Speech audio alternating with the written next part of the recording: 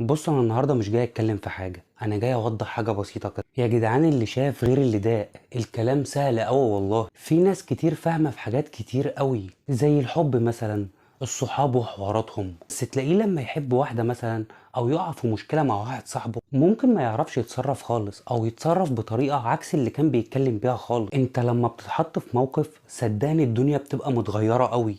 المنظر اللي قدامك او اللي انت شايفه او اللي بيحصل للناس ده مش في ثانية واحدة ولا في يوم وليلة، ده شهور وسنين وتراكمات كتير قوي ومشاكل بقى وحوارات وخناقات وحاجات كتيرة جدا. وانت يا معلم مش شايف الموضوع كله الا من بره، بس عمرك ما هتعرف البني ادم اللي قدامك ده اتصرف ازاي. وما خافي كان اعظم. عشان كده انا عارف ان الحكم على الناس ده خطر بجد، عشان ده مش من حقك. انت ما عندكش حكم تحكم على الناس. تحكم ليه يا عم؟ عندك كلمة حلوة قولها، ما عندكش اخرس. انا كنت عامل فيديو من كام يوم كده عن الناس اللي بتصور نفسها وهي بتعيط والحاجات دي. الناس قالت عليا ان انا بحكم عليهم، وانا كان غرضي والله ان انا كنت اقول لكم ما تعملوش كده. انا بس كنت بنصحكم. كلام وتعليقات الناس كلها على راسي من فوق. انا مش معصوم من الغلط، انا اولكم عارف اللي الناس كلها بتتكلم على بعضها.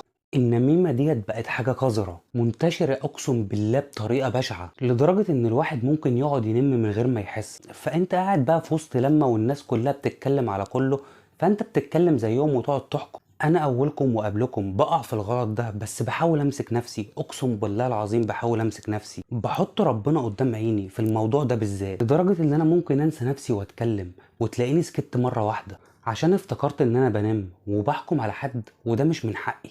انا بجاهد اقسم بالله وببذل طاقة كبيرة جدا في الموضوع ده بالذات عشان ابطله. وحقيقي الموضوع مش سهل خالص، وعقابه عند ربنا كبير جدا. اللي سكت سلم. حتى لو حد بيتكلم عليك اسكت، ربنا موجود، خليه قدام عينك. صدقني اقسم بالله هتفرق معاك لو عملت كده. انا عارف ان انا رغيت كتير ويمكن اكون طلعت بره الموضوع اللي انا عايز اتكلم فيه، بس لو ركزت في كلامي هتلاقي كلامي كله مرتبط ببعض.